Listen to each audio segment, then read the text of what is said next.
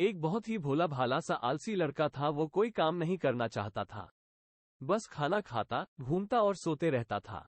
एक दिन उसे किसी ने बताया कि एक आश्रम है जहां पर कुछ नहीं करना पड़ता है और हर दिन 2 समय का खाना और नाश्ता मिलता है, तुम वहां जाकर के रहो। उस आलसी लड़के ने सोचा कि ये तो बहुत ही बढ़िया है और वह उस आश्रम में जाकर रहने को सोचा। और फिर वह भोला भाला आलसी लड़का अपना सारा सांसारिक जीवन छोड़कर उस आश्रम में जाकर रहने लगा। आश्रम में गुरुजी रहते थे, वो कुछ समय सबको प्रवचन देते हैं। वो आलसी लड़का सुनता था, बाकी समय आराम करता था और फिर भरपेट खाना खाकर सो जाता था। ऐसे ही उस लड़के का दिन गुजरता गया।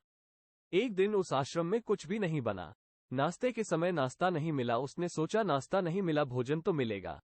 अब भोजन के समय भी उसे भोजन नहीं मिला।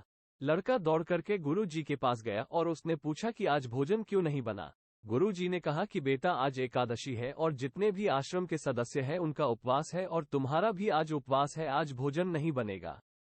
वो लड़का आलसी था और उसे भूख भी बहुत लगता था। उसने गुरुजी से बोला कि मैं उपवास नहीं रहूंगा, मुझे भूख लगी है, मैं खाना खाऊंगा। गुरुजी ने बोला ठीक है, जाओ भंडारे में से सामान लेकर के आओ और आश्रम में नहीं बाहर ले जा करके बना लो, लेकिन याद रखना भोजन बनाने के बाद सबसे पहला भोग भगवान को लगाना और फिर तुम प्रसाद पाना। वो लड़का बोला ठीक है और फिर अनाज लेकर नदी की ओर पहुंचा।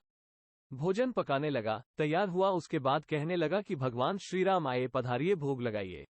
अब जब उसे लगा कि भगवान तो आ नहीं रहे हैं तो फिर कहने लगा कि मुझे मालूम है आपको तो अच्छा खाने की आदत है, मैं बना नहीं पाया और मुझे अच्छा भोजन बनाने भी नहीं आता, लेकिन जो भी रूखा सूखा बना है आकर खा लीजिए। भगवान श्री राम उसकी सरलता पर बहुत ही प्रसन्न हुए और उस लड़के को दर्शन दे दिए। उसने देखा कि भगवान श्री राम आए हुए हैं और उनके साथ में माता सीता भी आई हुई है, लेकिन लड़के ने सिर्फ 2 लोगों के लिए ही भोजन बनाया था, एक अपने लिए और दूसरा भगवान के लिए। और अब क्योंकि भगवान के साथ माता सीता भी आई हुई थी तो उसने उस भोजन को माता सीता और भगवान के सामने ग्रहण करने के लिए रख दिया।